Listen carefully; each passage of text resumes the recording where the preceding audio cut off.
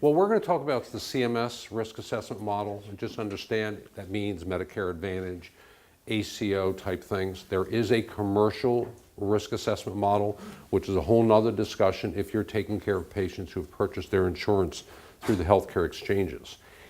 The concept is the same, the methodology is different. So that's something you might want to be talking about sometime in the future. The disclaimer is a legal issue. There are clinical examples in here. They were not developed to be clinical examples as much as documentation examples. So don't look at them and think we're telling you how to take care of patients. And as a matter of fact, nothing about what I'm going to talk about tonight has anything to do with how you take care of your patients. It's how you get it down in writing, so to speak.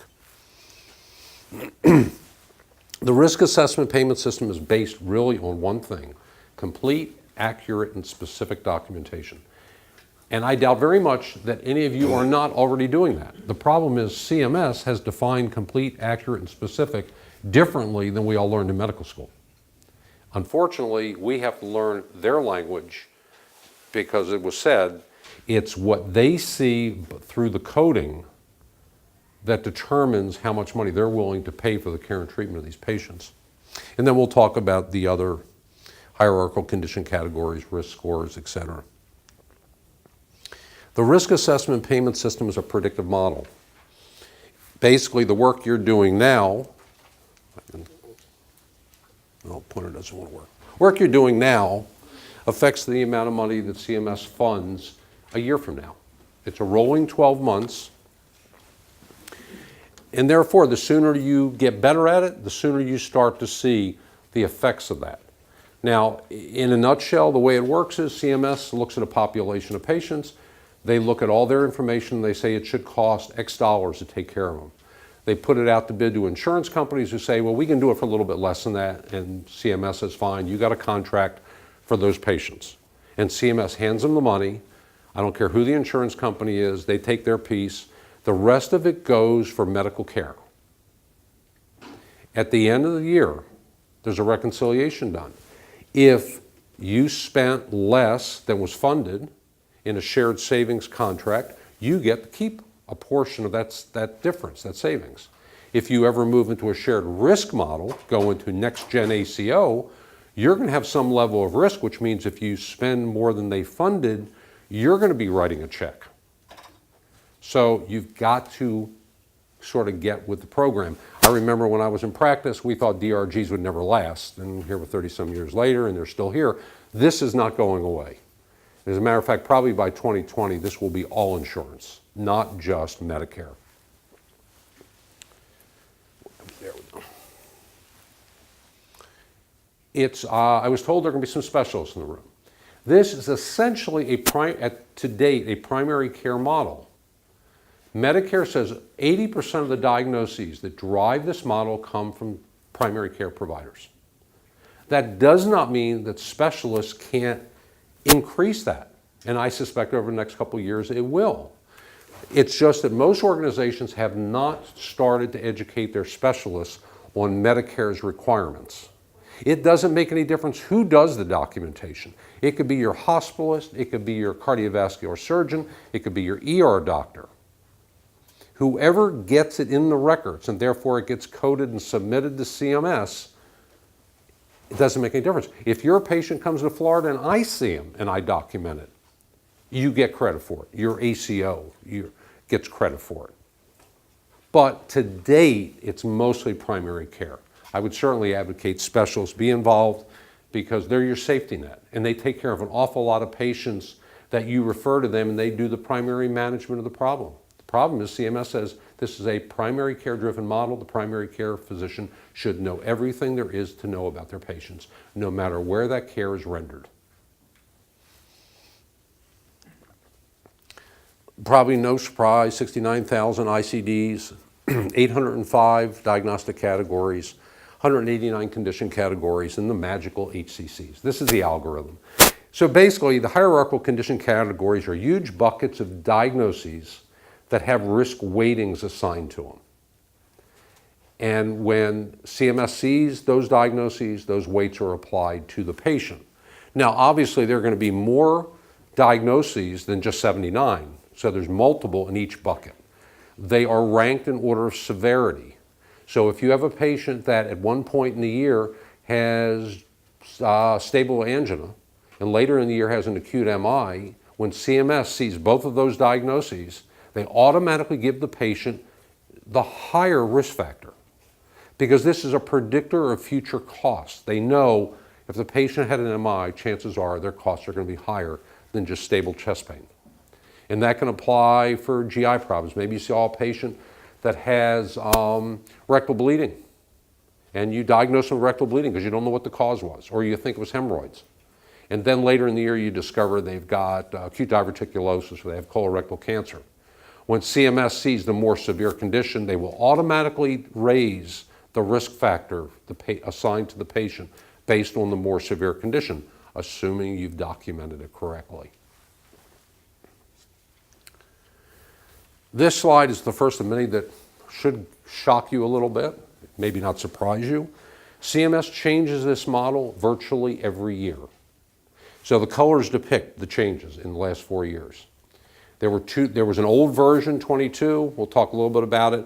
They created a new version in 2014 and they said, we're going to do a blended risk weighting, 75% from the new model, 25% from the old model.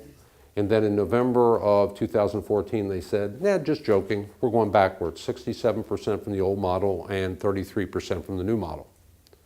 And then November of last year, they said, okay, now we're going to the new model. So basically you went from completely old to mostly new to mostly old to completely new. And although that may not seem like it makes a lot of difference, it does. One example, in the old version, all levels of chronic kidney disease had a risk weighting of 0.297. In the new model, only stages 4 and 5 have a risk weighting. And by the way, they also lowered the risk weighting to 0.224. So just a little example. We have a group in St. Louis who's been at this for about 15 years.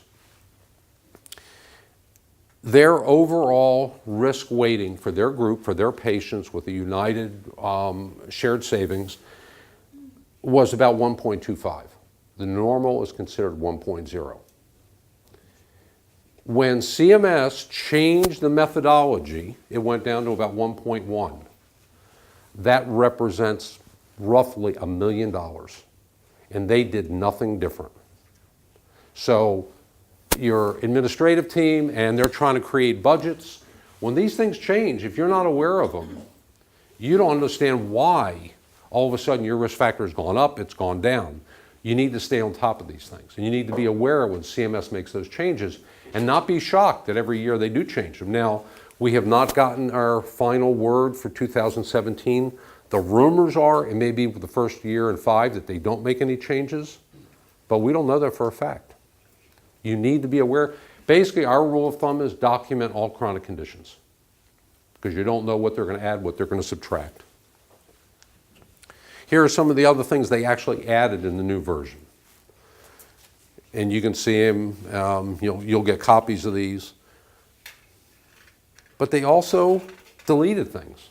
Acute MI, or an old MI. It used to be that if you documented an old MI, that had a risk weighting all by itself. Starting in 2016, it does not. CMS has looked at their data and presumably decided that old MI in and of itself has no valid predictor of future costs. They want to see the complications, arrhythmias, valve disease, continuing chest pain, etc. So documenting an old MI doesn't have any risk weighting anymore. Pressure ulcers, decubitus pressure ulcers used to be the stages 1, 2, 3, 4, and 5 all had risk weightings. Now only 3, 4, and 5. If you see a patient, do an outstanding job of describing a stage 4 ulcer in your notes, but what you diagnose them in your encounter note or whatever you call it as a severe sacral decubitus ulcer, CMS will see that as a stage 1 ulcer, when it may very well be a clinical of stage 4 or stage 5, unless you actually diagnose them with stage 4 or stage 5. They will default to stage 1. You have to be that specific. Now, if you have a patient that has stage 4 and you treat it and it starts getting better within the same year, they're going to stick with the more severe condition for that year. The following year, it may drop depending on what it looks like. But again, they always default to the more severe condition.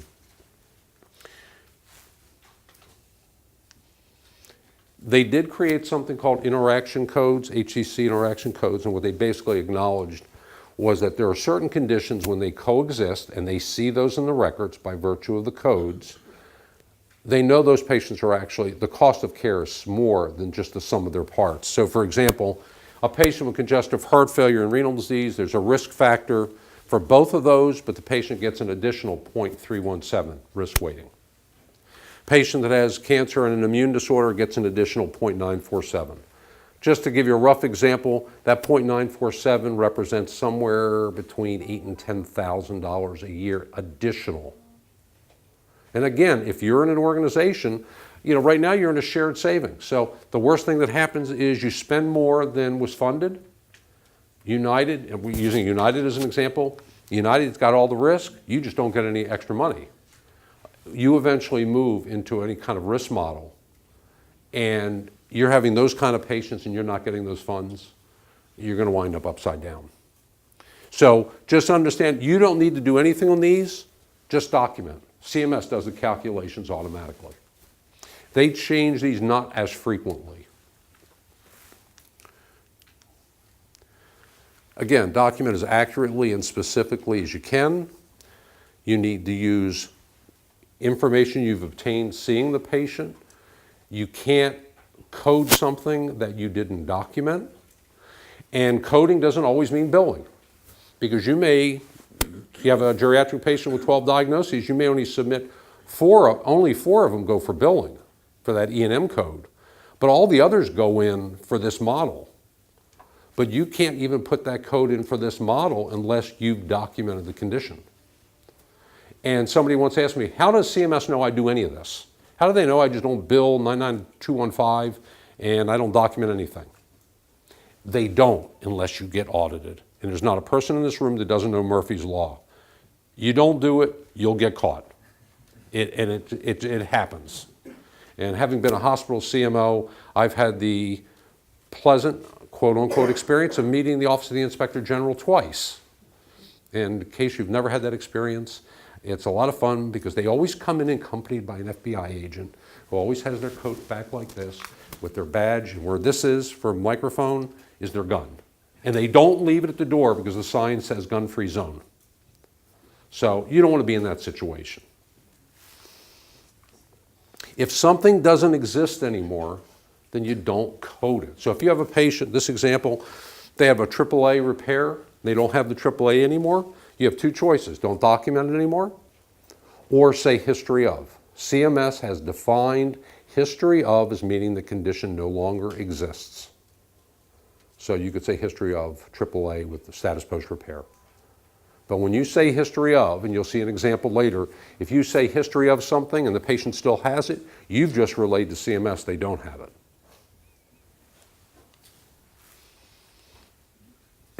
A couple of rules, and I apologize to you all over here because I'm looking at the slides, but there's a couple of rules you need to know. One of them is you have to document, or we call recapture, every chronic condition every calendar year. And you have to evaluate that condition and you have to manage that condition every calendar year. Even if it's if you will, a dormant condition. Diabetes, CHF, COPD, not a problem. But how about the patient had a traumatic below-the-knee amputation 30 years ago? They go to the orthotist once a year to get it adjusted. You do nothing. You know it's there, but you do nothing for it. CMS says you still have to redocument it. And you have to evaluate it and you have to manage it if you want credit for what they perceive to be a very severe chronic condition. But statistically, a patient that has an amputation has a very high cost of future care. So what happens if you forget? So you have that patient with that amputation 30 years ago, and in 2015 you forgot to document it. Anybody want to tell me what happens? The leg grows back.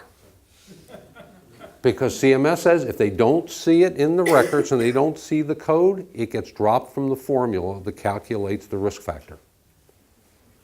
You got to get it in there. Now, if you forget, because you're going to forget, you'll never be 100% at this. If you forget, just redocument it this year. They don't ask you to re-diagnose the condition because they know it's in there. They can go back in the computer and they see it. So just pick it up where you left off. You lost a year's revenue, but you're not going to get penalized for it. Get it back in the records. Atherosclerosis of the aorta was an example. Doctor in St. Louis who's obsessive about looking at chest x-rays on his patients. Whenever he saw calcifications of the aortic arch, he made that diagnosis. He was in the 99.9th percentile nationally in that diagnosis. So guess what? He got audited. When CMS came in, they actually said to him, you know what? You did a really good job. We have no quibble with your diagnosis. But you have nothing in there about evaluate and manage. And so they were pretty nice to him. They didn't penalize him. And what they told him was it can be really simple. So now what he does, and he's been doing this for several years now, is he'll every year redocument atherosclerosis of the aortic arch. And he says in his physical, I've checked the pulses and the blood pressure of both upper extremities and they're equal bilaterally, and I'm going to repeat that again next year. And CMS says, fine. You've documented, you've evaluated, and you've managed. Or I think you use DSP, diagnosis, status, and plan. Same theory. You got to do that for every chronic condition every year. The other rule is a thing called a linking statement, cause and effect statement. When a patient has a chronic condition and they have complications of that condition, you have to link those conditions, or basically tell Medicare the conditions are related. They won't assume they're related, with two exceptions, and I don't know why. If a patient has hypertension and chronic kidney disease, they will assume that the chronic kidney disease is from the hypertension unless stated otherwise. And if a patient's diabetic and they have gangrene or hypoglycemia, they'll assume it's secondary to the diabetes. What I would suggest to you is if you document all chronic conditions and link the complications, then you don't have to worry when they change the rules. But those are the only two exceptions I'm aware of. These are some of the conditions that we've seen over the years that are documented in the records, but not as specific as they could possibly be. So how many patients do you treat for depression, but you've never screened them for major depression or depressive psychosis, or you've referred them to a psychiatrist for that evaluation? How many patients do you treat with for cancer that have had major weight loss and you continue to say they have weight loss? And you've never really checked to see whether they actually meet the threshold for protein-calorie malnutrition. We've had some physicians who have equated a BMI greater than 40 to morbid obesity, and in their encounter diagnosis, they say BMI 41. What it means to them is they have morbid obesity. To CMS, it just means they have a BMI greater than 41. CMS says you have to make the diagnosis. You have to use the words. And we're going to talk about some of these others.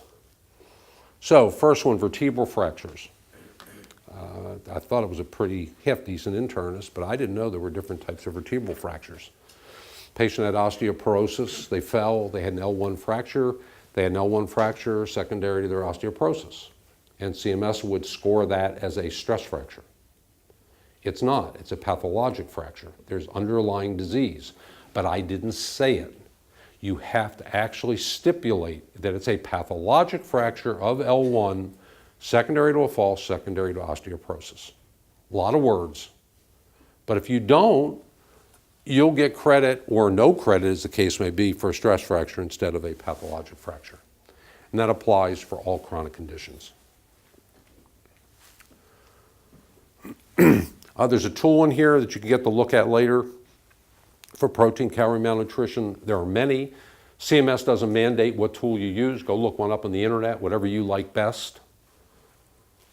Incidence, CMS tells us this year in particular, they're looking at the diagnosis of major depression and protein-calorie malnutrition and morbid obesity as 3 that they firmly believe are being under-documented.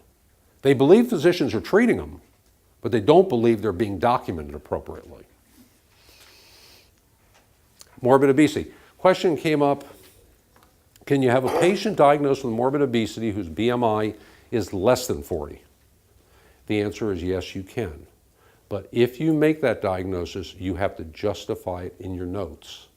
You've got to say, well, their BMI is 38, but they have pulmonary hypertension, they have sleep apnea, they have diabetes. I believe they, in fact, have morbid obesity. Maybe the patient was higher than that and you're treating them and now it's falling, but they still have those comorbidities. So you just have to document in your notes why you believe that to be the case.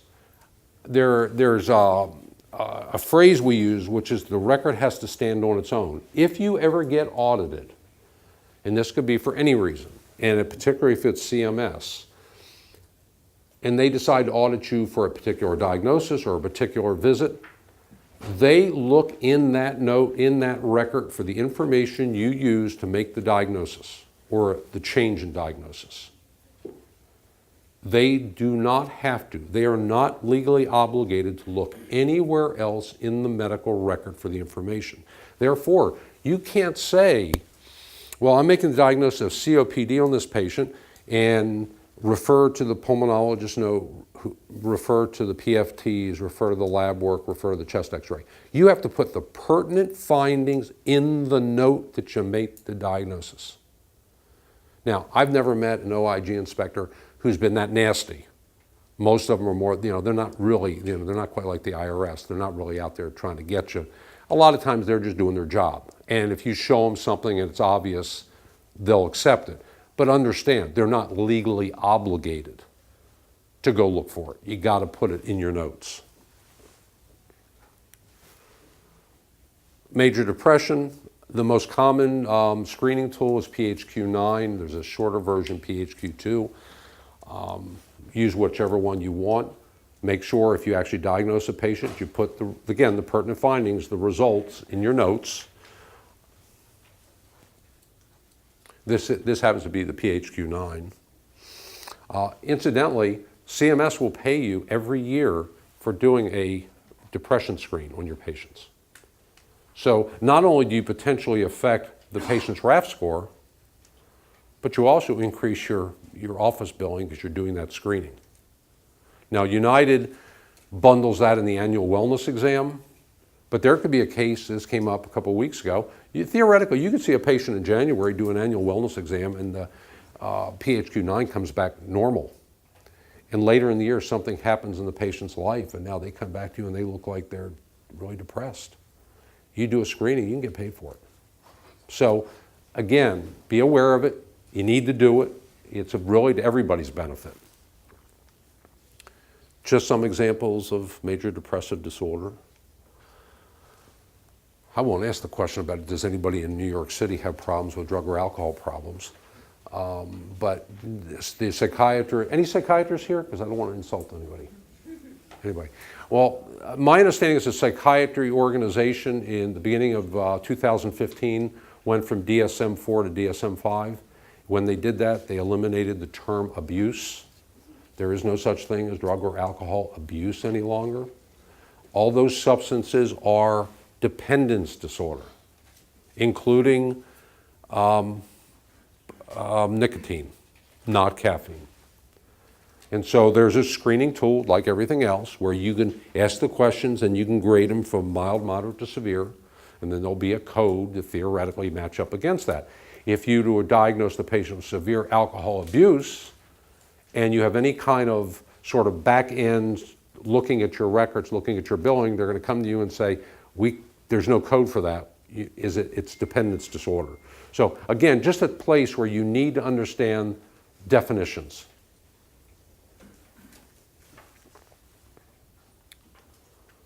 This slide I hate, because to me it doesn't make a lot of sense.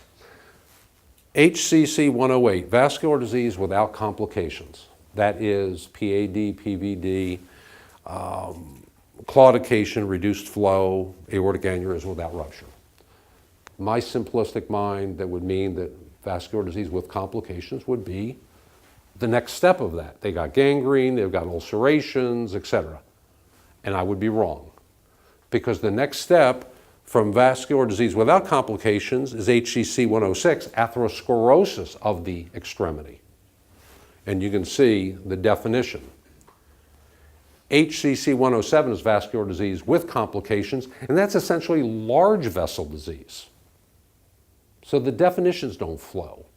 But you need to know the difference in the definitions, because if you look at the bottom of the slide, the risk score for vascular disease without complications is 0.299, maybe $3,000 a year. The risk score for atherosclerosis, HCC 106, is 1.413. That's probably about $12,000 or $13,000 a year. But if you don't know the difference in the definitions, you're not going to know. I mean, when I practiced, everything, it was PAD. If they had ulcers, it was PAD. I knew I was treating my patient. Problem is, we got to use their language, or you're essentially cheating yourself and indirectly cheating the patient, which is a good time to point out, because I didn't put it in this slide deck. We're talking about money. We're talking about money to your organization. We're talking about money to my organization. What's in it for the patient? Well, it's not a dollar for dollar, but it does impact your patients. First thing that happens when an insurance company or an ACO or whatever loses money is co-pays go up, deductibles go up, benefits go down, because I'm sure a lot of you are aware that insurance companies put a lot of extra benefits in their plans to entice people to come to their plans. A lot of those are above and beyond what Medicare requires, and they can take them away just as fast as they added them. Those things disappear. And then the worst two choices. They leave a market, and I think if you watch the news, you know what's happened out west with the exchanges and insurance companies leaving markets. In Kansas, there's one insurance company for everybody in the state who has bought their insurance through a healthcare exchange. Everybody else has left. Those patients all have to find new doctors. And what happened in Connecticut and what's happened in Florida, my home state. Basically, especially in a place like New York, where you've got Mount Sinai here, and I really don't know where I'm going to pick on them only because I know the name. I have no idea where they are geographically, but I'll say NYU. They're across town somewhere. Well, an insurance company will look at them and go, you know what? Those NYU doctors really do a much better job of documenting, and they do their HEDIS measures, and they get everything in on time. And those guys at Mount Sinai really don't. Well, we don't really need them. And they terminate your contract. And you're out of the network. Now your patient has to go find a new doctor because, you know, there's a quirk, and I didn't know this. I had to look it up. Once a patient picks their health plan in Medicare for the year, they can't change their health plan if their doctor is terminated from the network. They're still stuck with that health plan, that insurance, for the balance of the year. So just imagine, particularly on some of those older patients that have 8 different chronic conditions, the trauma, the psychological trauma on your patients if they have to start finding all new doctors and going through the whole thing over again and getting their records. And so it really behooves us as providers to get good at this. It's a benefit to us, it's a benefit to the patients. And if you're really with it, you do it for everybody, just not your Medicare, because as patients age in, you've already got the information in your records. If you don't do it for those 55-year-olds, when they get to be 65, you're going to be scurrying around to catch up. Diabetes, it used to be that you had to diagnose, if they had complications of diabetes, you had to diagnose like essentially a line item for every type of complication they had. Neurologic, renal, ophthalmologic. In the new model, they said you can just say diabetes with chronic complications and then list the complications. Made that one a little bit easier. Now I'm going to make a proviso that I've learned about the last few weeks. I don't know what EMR you use, but some of the EMRs do not have an option for diabetes with chronic complications. They have a choice, diabetes with complications. Not the same thing. If your EMR only gives you the choice of diabetes with complications, you need to continue to do it the old way until it's upgraded. Only put this in to remind you, if they're type 2 diabetics, CMS assumes they're on oral meds. If they're on insulin, you have to use the V code to say they're on insulin, and it does affect the level of the risk factor. Risk factor goes up if they're on insulin. Same thing would be if a patient's got rheumatoid arthritis. If they're on an injectable you need to make sure you tell CMS that it raises the risk score.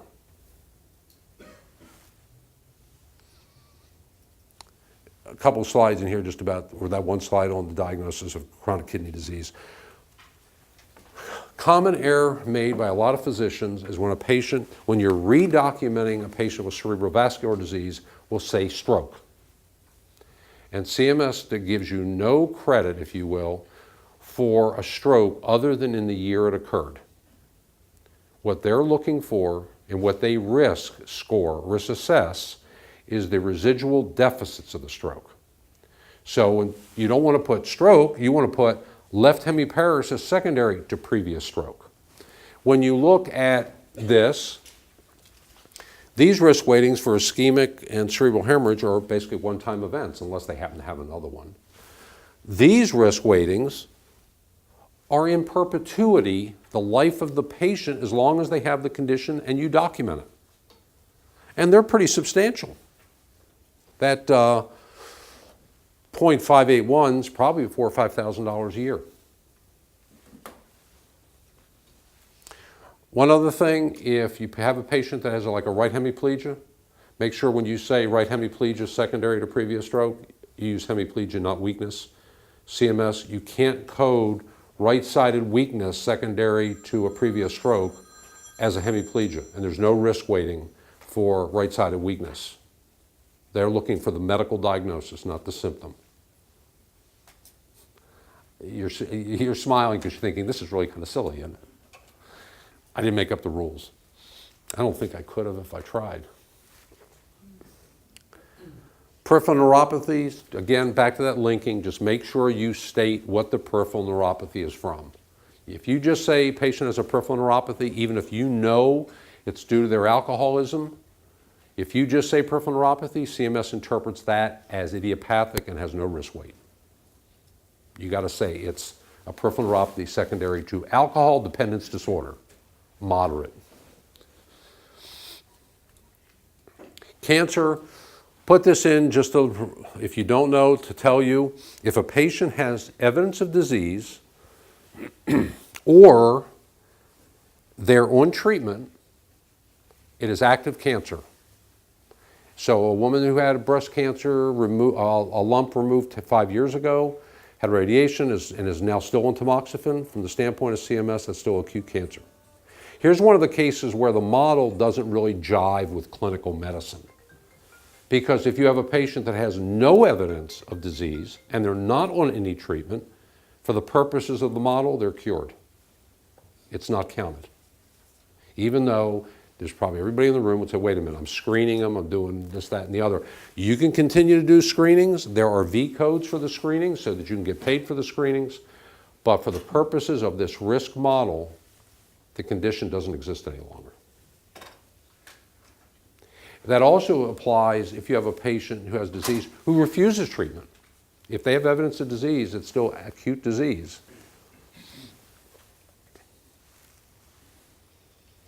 We talked about decubitus pressure ulcers. Just point out, you need to say decubitus or pressure ulcer, otherwise it defaults to a skin ulcer. A skin ulcer has no risk weighting. If you don't say any of them, it defaults to skin ulcer. So you have to use the term pressure decubitus ulcer. MI, like stroke, I already told you, they don't count old MI. They're looking for residual. They're looking for chest pain. They're looking for arrhythmias. They're looking for complications, congestive heart failure, valvular disease. That's what they assess, give a risk weighting for. Here's one stumps some people. Cardiologist the other night got it right on. If you had a patient that had chest pain 5 years ago, they had an MI, they either had angioplasty or they had open heart surgery.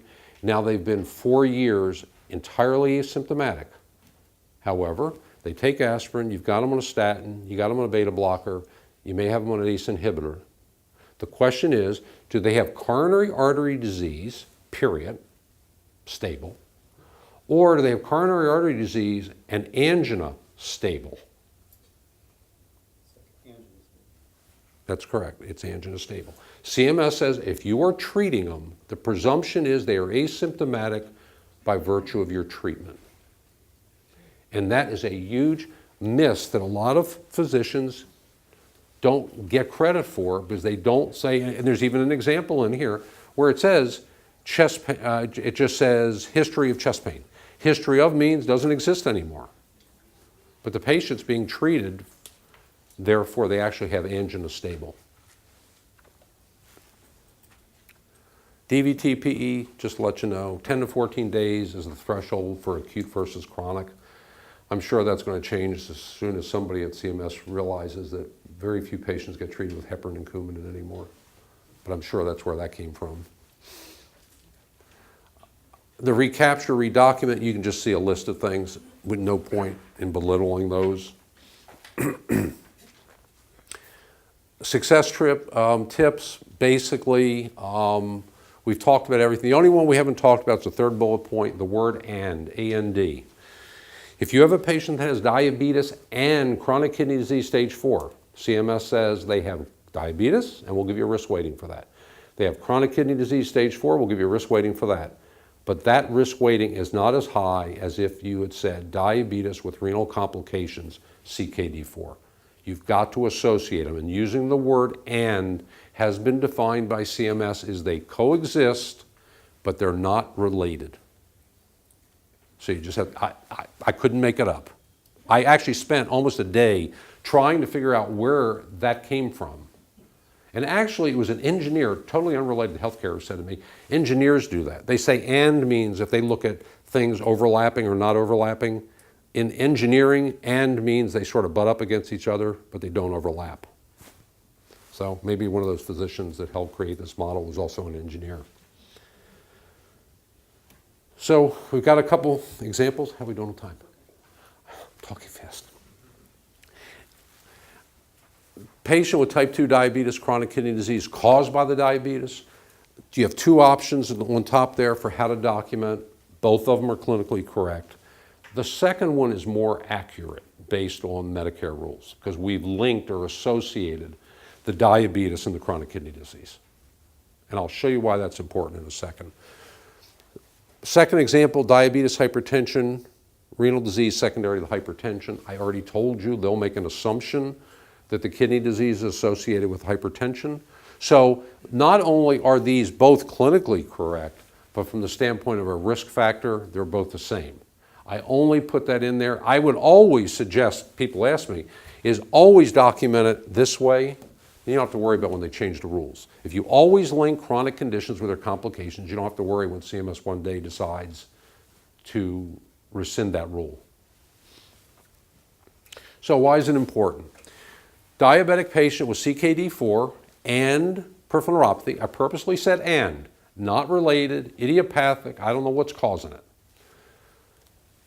The risk weighting for type 2 diabetes controlled is 118, CKD4 is 224, total is 342. About, I don't know, $2,500 a year, roughly. All I'm going to do is change the words. I'm going to link the conditions. I'm going to say the diabetes has chronic complications, which is CKD4. Peripheral neuropathy hasn't changed. Look what happens to the weight. It was 118, now it's 368. This goes up to 592. This is about $5,000 to $6,000 a year. And all you did was describe the patient's condition differently. You didn't change your treatment. But that's what CMS is looking at. I'm used to answering them, so I would. We'll try to answer all your questions. This slide, when you get it, I put it in for a reason. I told you the model changes, so very quickly, you can skip. This is a case, you can read it and look at the numbers. But just down here, 2014, 15, and 16, and how I showed you the model changed every year. Same patient, no change in condition, no change in diagnosis. Their risk weighting went from 1156 to 1286 down to 1.078. No change in the patient's condition at all. The amount of money CMS was willing to pay went from $9,700 to almost $11,000 down to just barely $9,000.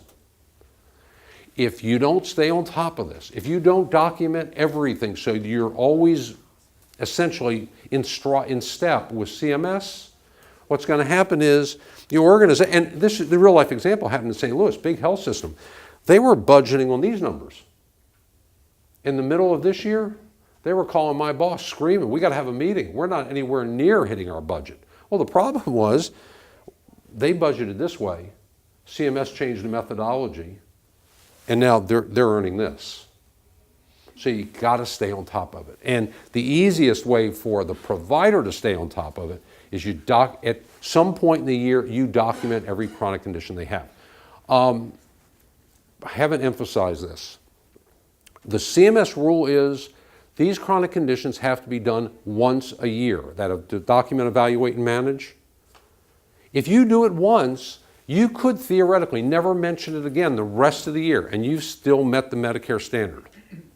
So you don't have to carry every diagnosis forward at every visit if you're not taking care of them. Now, if you have a patient with 8 chronic conditions and you're treating most of them, yeah, then obviously you're going to put them in your records. But some of these are like that below-the-knee amputation. You mention once in the year, and then you're done for the year, if that's how you choose to do it. We have 2 case examples in here. Mary Brown, 84 years old. These are some records she got sent to you. You can see she's got hypertension, CHF, osteoporosis, a stroke with the left hemiparesis, mitral regurg. So she comes in to see you, and we sort of deleted it in the sake of time, but in her history, she basically came in and told you, I'm not eating, I'm not sleeping, I don't cook anymore, I live by myself, I don't go see my friends anymore. She really just sounds like she's starting to deteriorate and slide for no particular reason. So when you do her exam, you notice that she's had significant weight loss, she has a scaphoid abdomen, she's got muscle wasting of her extremities, she's got an ulceration on her coccyx, and she has weakness of the left lower extremity. Dr. Ryan diagnoses her as such on the left there, all clinically correct, but could it be more specific, more accurate?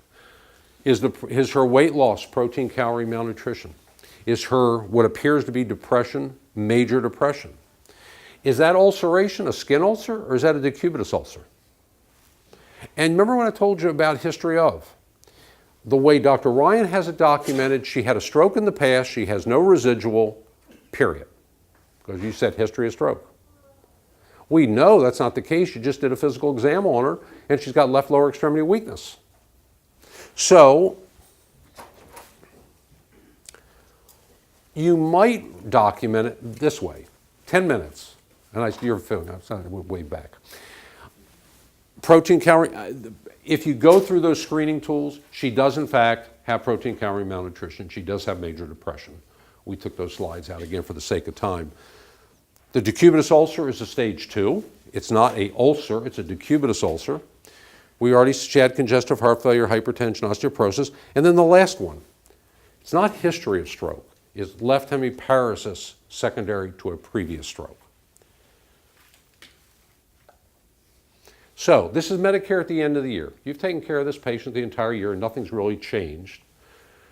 The way it was documented originally, every Medicare patient gets a base rate based on age and sex, essentially. If they're a nursing home patient, that gets upped a little bit. If they have psychiatric illness, that's upped a little bit, HIV, renal disease. But a base rate, she got 368 for the congestive heart failure. It was 907.